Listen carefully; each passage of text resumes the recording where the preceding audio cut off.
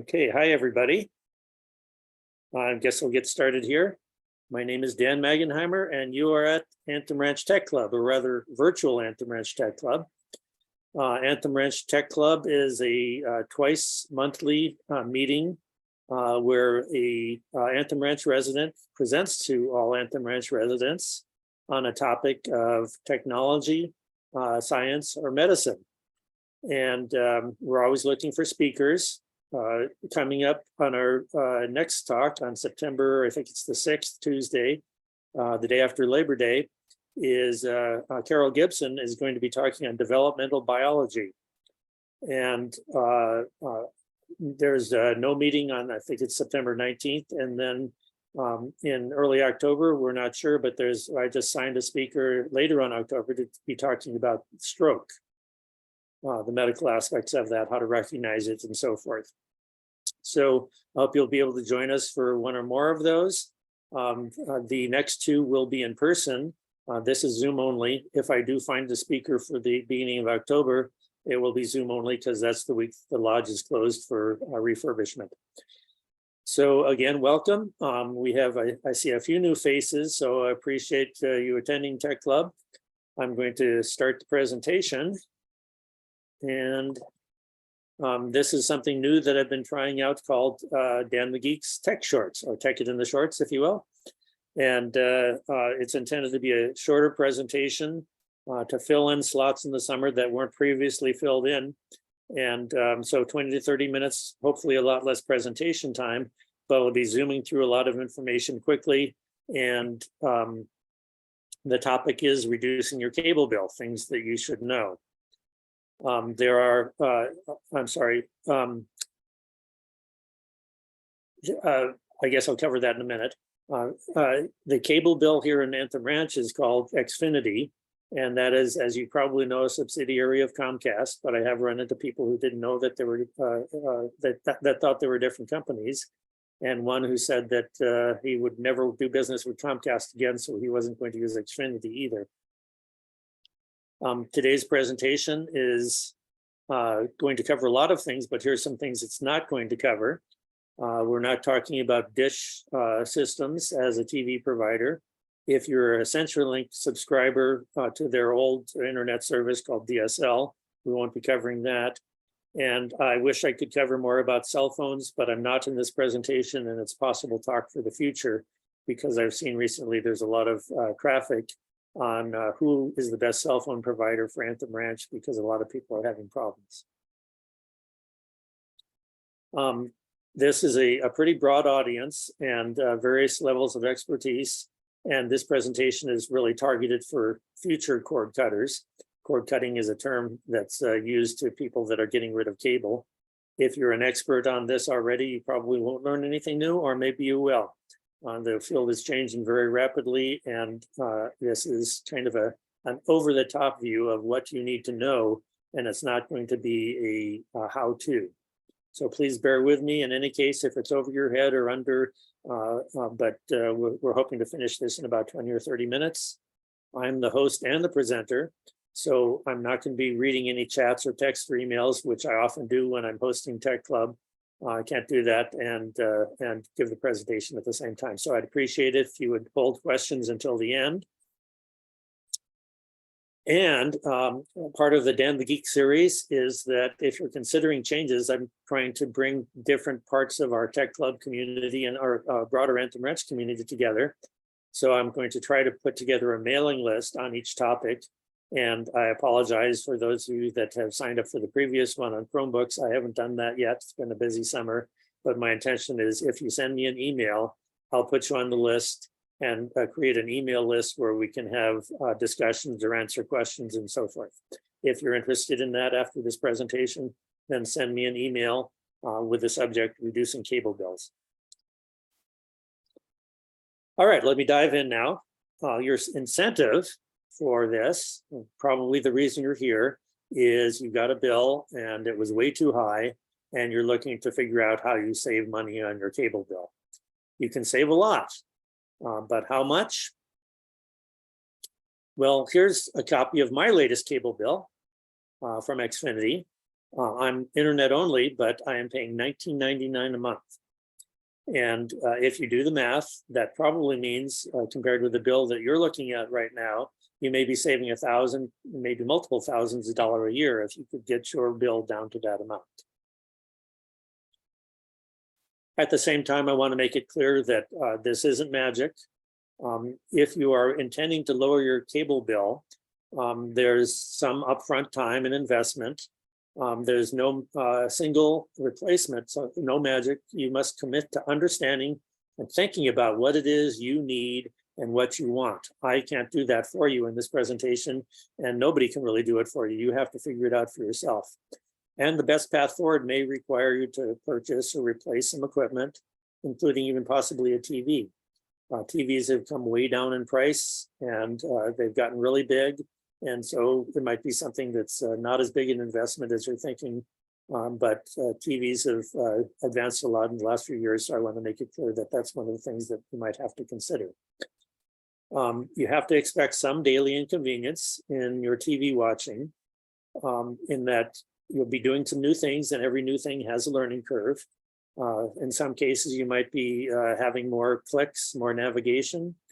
And technology is moving quickly in this area, and your choices change regularly. So it's maybe inconvenient to always be thinking about, okay, what could I do to make this work better for me at a lower price? It's not a one-time thing.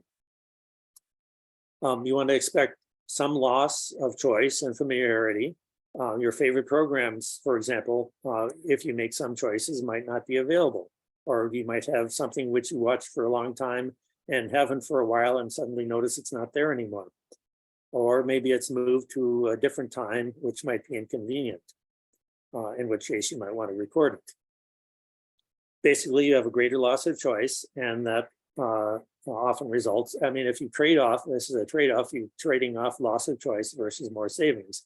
And that is a personal balance that every one of you in the audience has to, it's a very personal thing.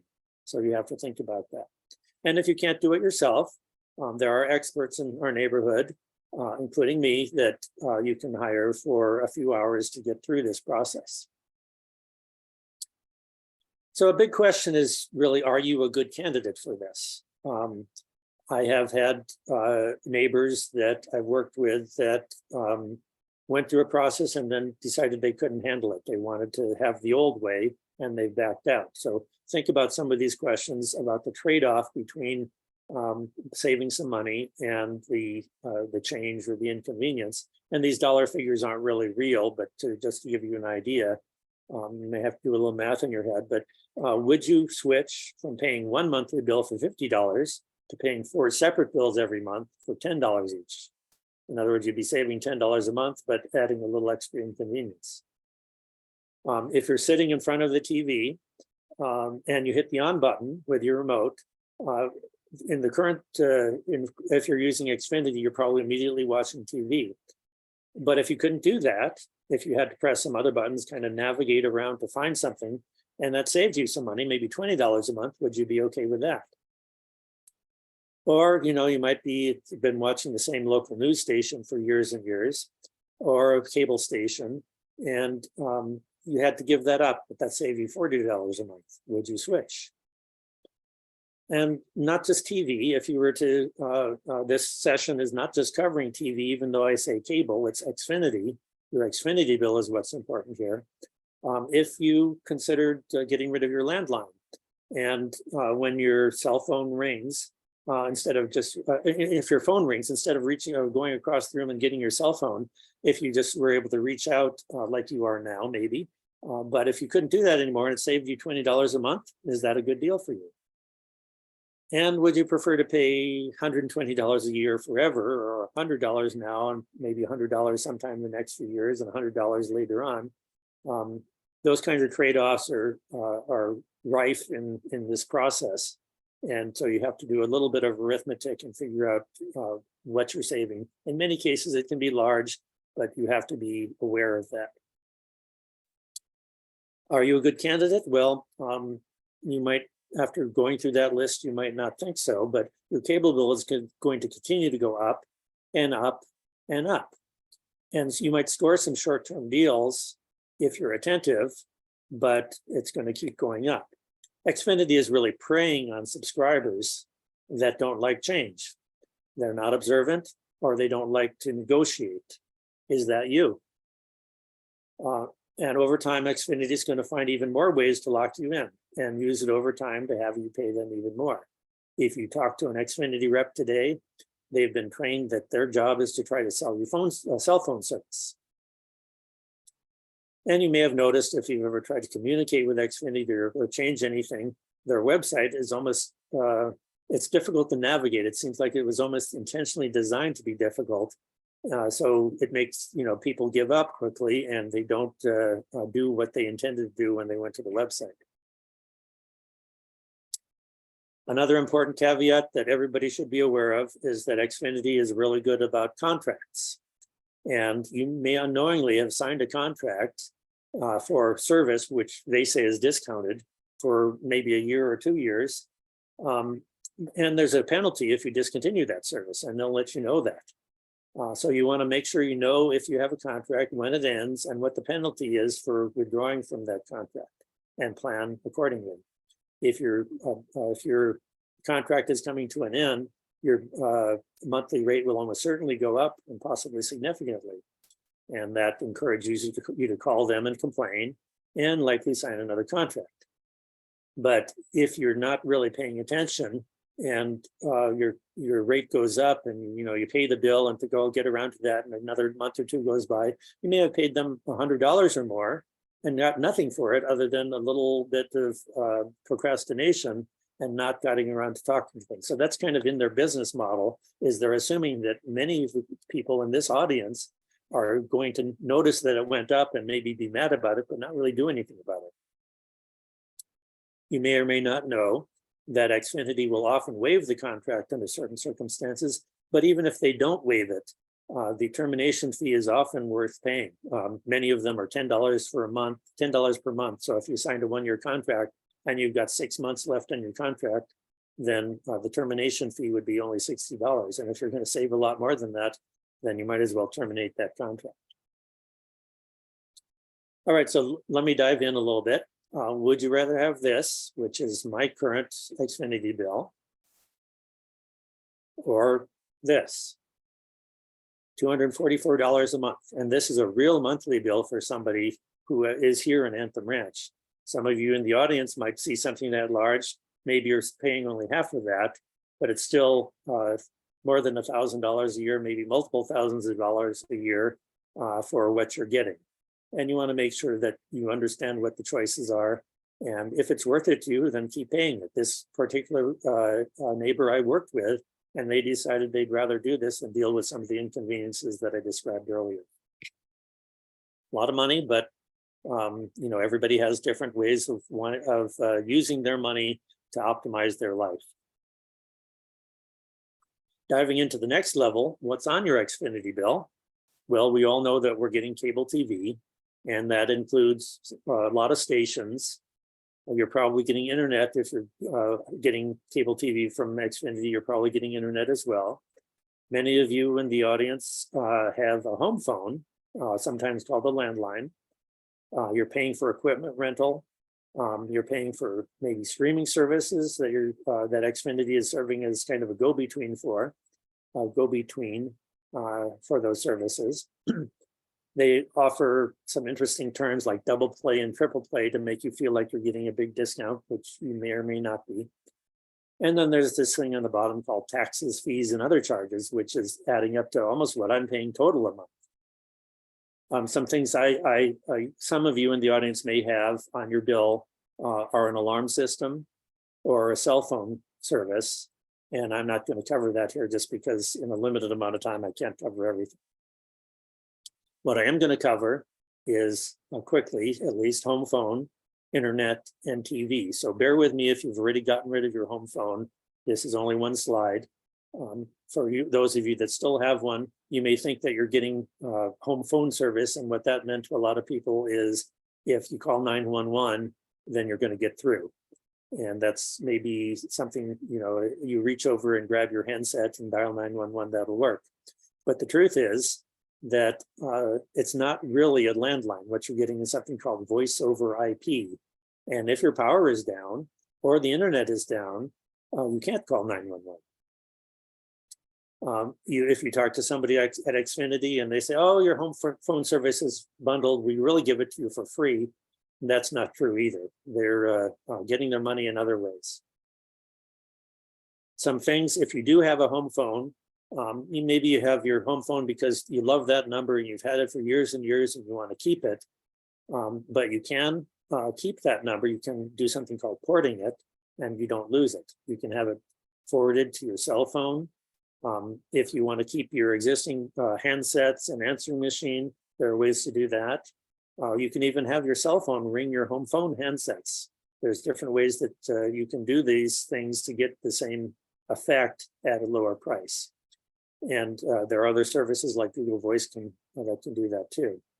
So you may only be keeping your landline because it's part of your Xfinity contract and you think you're getting it for free, but you really need to revisit that in the context of these other changes that you might be considering.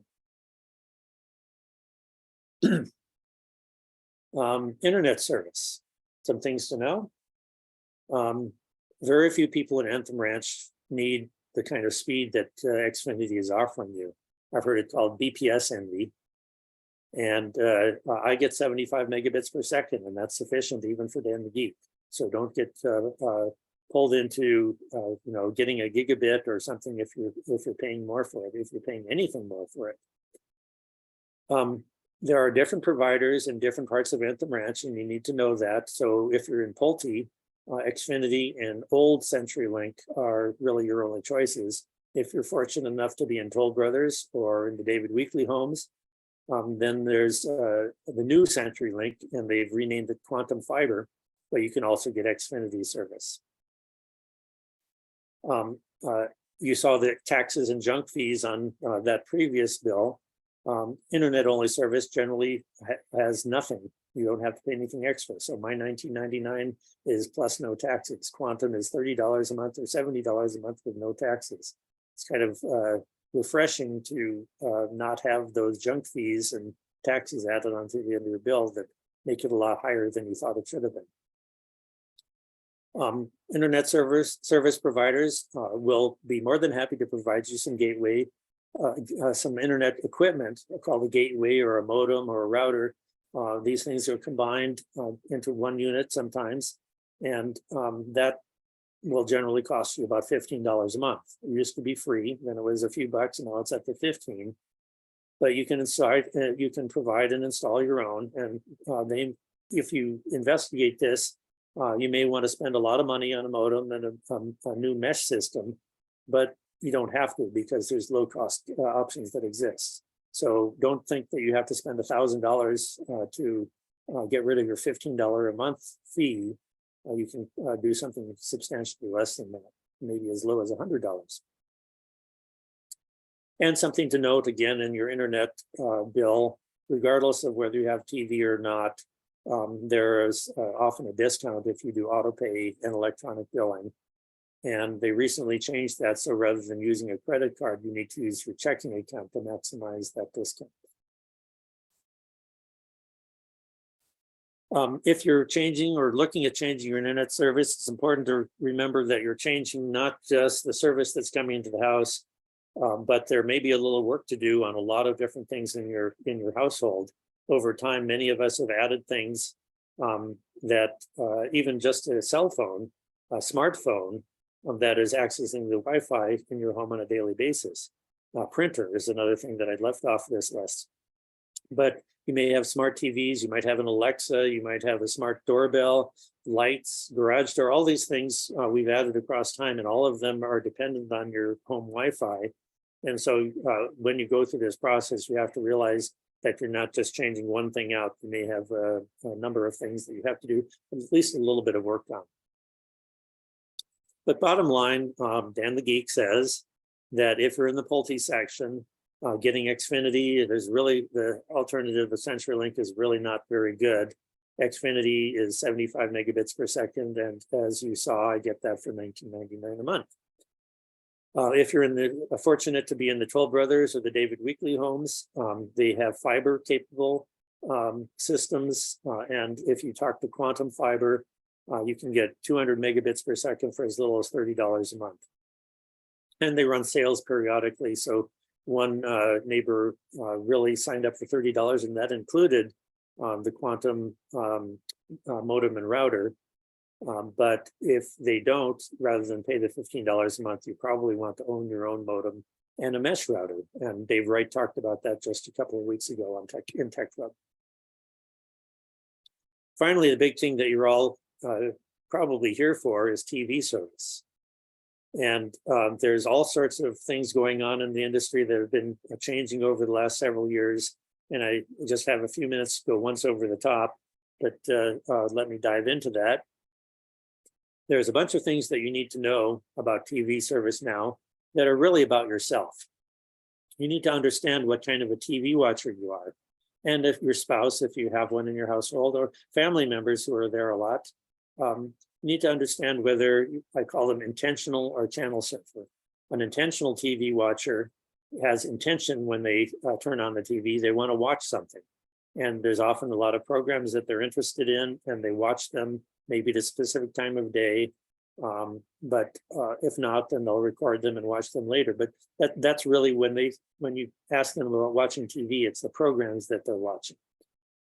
Other people are more channel surfers. They sit down to zone out basically in front of their TV, and they'll turn on the TV and they'll surf until they find something that looks interesting. Another thing that's important is in your home, what TVs do you have? Do you have one TV? Do you have multiple TVs? If you have multiple TVs, are you watching the same one all the time and the other ones are like in a guest room and never get turned on? Or is it something like you watch in the morning in your bedroom and then you come out and watch something similar in your living room or your kitchen while you're making food? That's important to understand whether you're a one TV person or a multiple TV person. You want to know which sports you care for, if any, and the teams of sports, which are ones that you want to follow, you often watch on TV, and would be a problem if you lost them. And the same about news. You may have a favorite newscaster, favorite news station. It may be a broadcast channel. It might be a cable channel. It might be more of an opinion program. But you have to understand which are must watches. And in some cases, you may be willing to say, okay, well, I'm willing to watch a different one to save money. You also need to know about your tech savviness level, I call it. There's a lot of things that over time have changed in TVs, but going back, you may have an old DVD player or even a VHS player that's connected to your TV, and you may still use it. You might have some sound equipment attached. So you need to understand whether those are important to you or whether you could throw them away and maybe never notice again or live without. You may have a smart TV. Almost every TV that's sold these days is a smart TV, and that's been going on for a few years. So if your TV is more than a few years old, it might not be smart TV. But you may not even know it's a smart TV, because if you just plug your Xfinity box into it, you watch it and you completely ignore all of the smarts in it. If it is a smart TV, you should know what brand of smarts it is. And if you have a smart TV, some of you, as I said, may be using it just for cable, and some of you may be using it, say, to watch Netflix as well. And that process of walking between the two, if you know how to do that, that's something you probably need to know and need to do more of if you go through any further changes. You know what an HDMI port is and how many your TVs have. You already have a streaming device. Maybe you installed it, maybe somebody else did. And you know how to switch back and forth between that and cable. I assume you do if you have one, but some people may have a Fire Stick that their child plugged into their TV to watch something and they don't even know how to use it. And if it's on, if it's turned on, they're watching something else, they might not even know how to get back to just watching TV. Multiple remote controls is a problem. It can be inconvenient if you've always used the same remote and all the other ones are hidden away someplace or lost. It can be inconvenient. You're a closed caption person. You want to know how to turn on and off those. How about adjusting brightness? These are all kind of little things that if you're a techie person with a TV that maybe you know how to do, but if you're not, some of them become more important in a new world of watching TV. And here's the biggest one probably. Are you ever watching TV or movies on something that's not really a TV? Do you watch them on your computer? Do you watch them on your phone? Do you have a tablet? Even when traveling, some of you have figured out how to do that so that you can watch on an airplane something that, that rather than depend on the airline for providing the programming. So all of these things are things to think about. But you also need to know about the landscape of TV.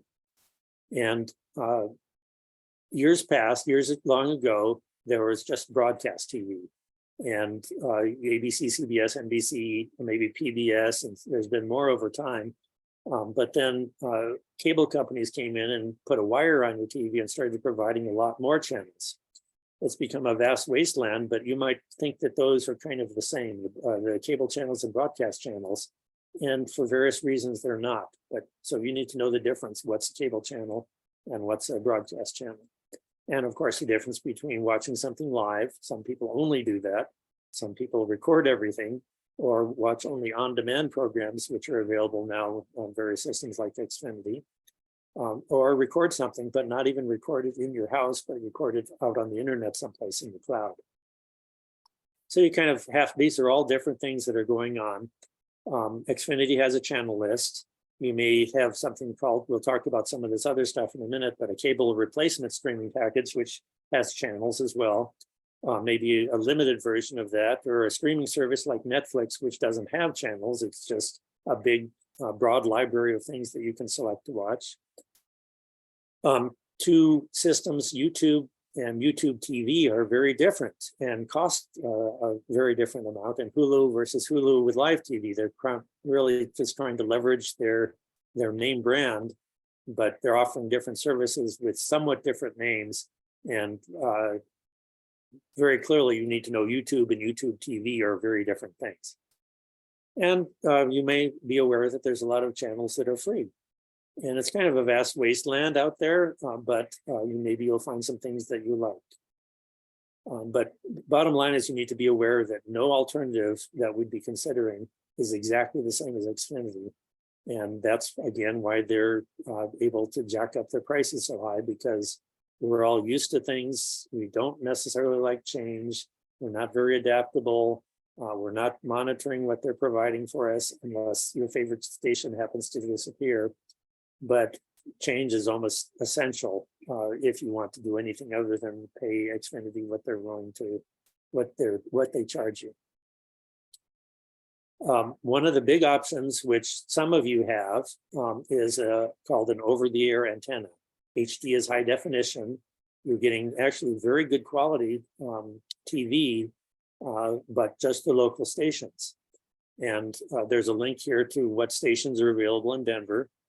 In order to access those, you need to be able to install an antenna in your home. And you can install it in an attic. You can get one of the real cheap ones and mount it on your wall or in a window. But it's important to note that unlike, well, cable isn't 100% reliable, but these are somewhat less. If you have a good attic installed antenna, then it'll work almost all the time. But if you use one of those toy paper thin antennas and put it somewhere in your home, there's a pretty good chance that you're going to be periodically affected by weather, leaves on your trees, and of course the distance from the towers. All the towers aren't in the same place, but some of them are. So these are all details that become important if you want to install an antenna. And the reason you do it is because it's free. But just the live TV is free. If you want to be able to record things or you want to be able to look things up, what's on when, there are other providers of equipment which allow you to do that, and many of them offer the equipment, but you have to pay them a monthly fee instead. Often very small, but still something to consider if you're really trying to calculate your break even. Many over-the-air channels have sub-channels that carry other content. So if you do have an antenna, you're not just watching only those broadcast stations. There are maybe some more there as well. But importantly, there are no cable stations. most cable content can be obtained, sometimes not live, but for example, you're probably aware that CNN.com, you can go on your computer and watch the news and see all the same things that you would by watching it on CNN on Xfinity. And if you do get an antenna, there's things you can pair with it to match some of your needs. One neighbor had an HD TV antenna already installed in her attic, and she knew about it, but she was still paying Xfinity an exorbitant fee.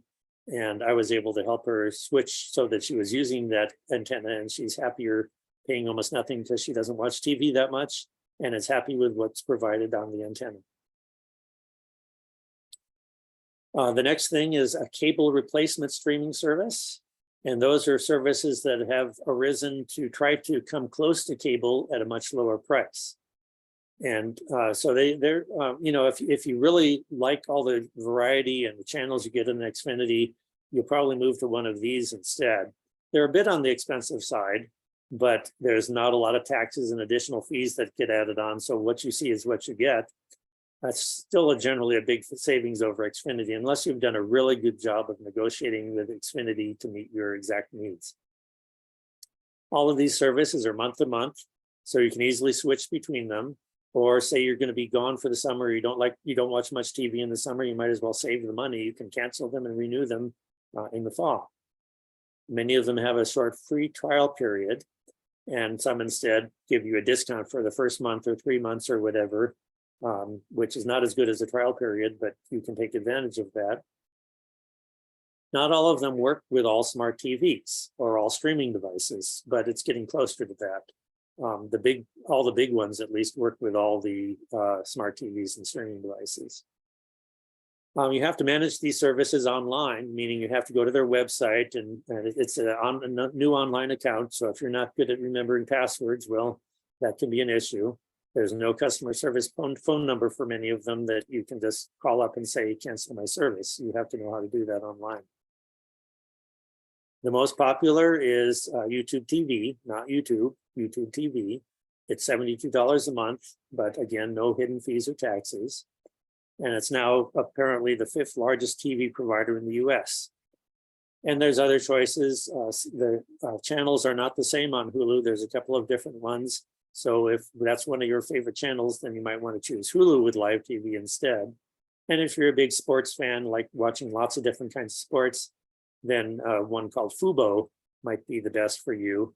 And in particular, it has local sports nuggets and Avs.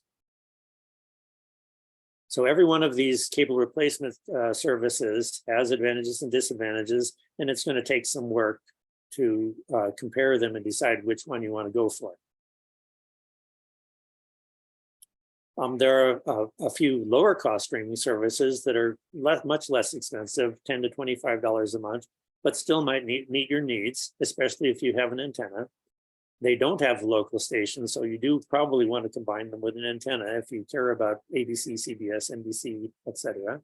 If you care about PBS, you can actually get that as a separate subscription for $5 a month, except it's a donation of $5 a month to PBS, then you can access their system. Xfinity is getting in this game as well. They offer something called Now TV, and it's $20 a month. It requires you to install their specific attachment called Flex and use their internet service. But if you're doing those things anyway, and considering all this, but kind of want to go easy, take the first step slowly, then this might be something for you to look at and consider.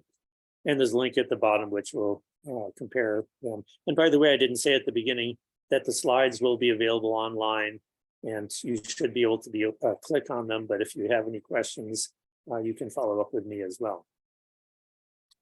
In addition to high price streaming services and low price streaming services, there are free streaming services. And I kind of call these a vast wasteland. But there might be a couple of things of interest if you flip through that, oh, I didn't know I could get that. And but if you hate commercials, all of these they're free because they're commercial supported, just like broadcast TV was and still is. But you can't expect to get like the top cable news stations on there, or even any sports. Maybe you can watch lacrosse or something. If you have a smart TV, especially a recent one, some of those have a free streaming service built in. Sony has their own, Samsung has their own, etc.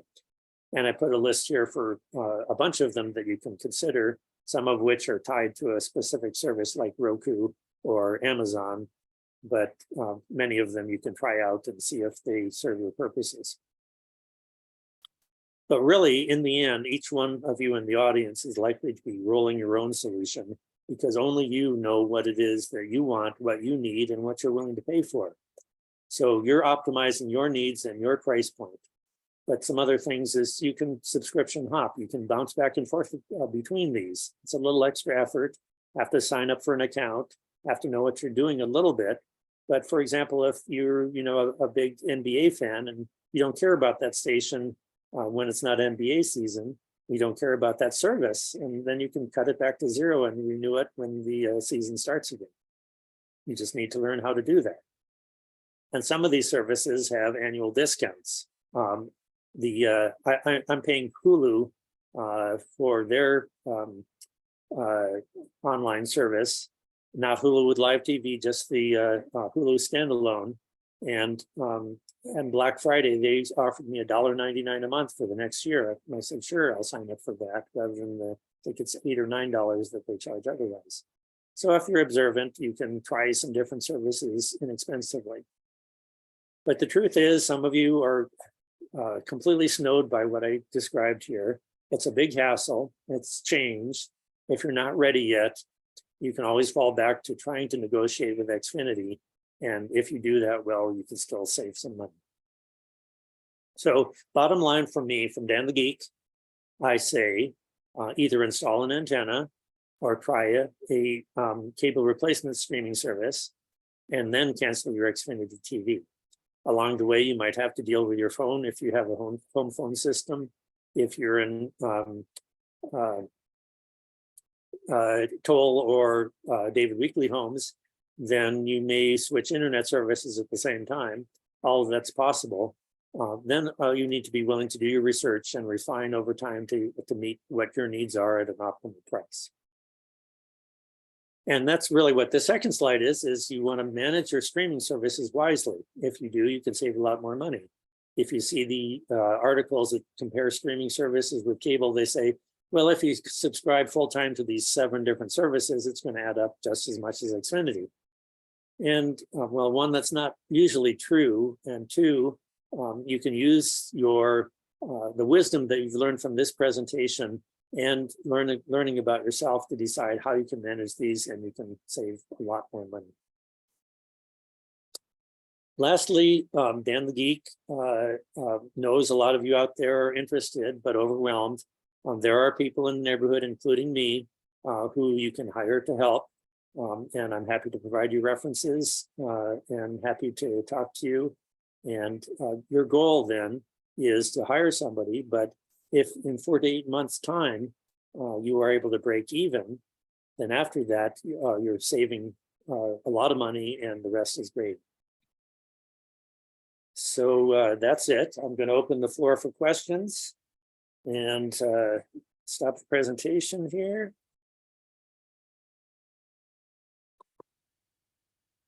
Okay, and let's see, we got a couple of chats.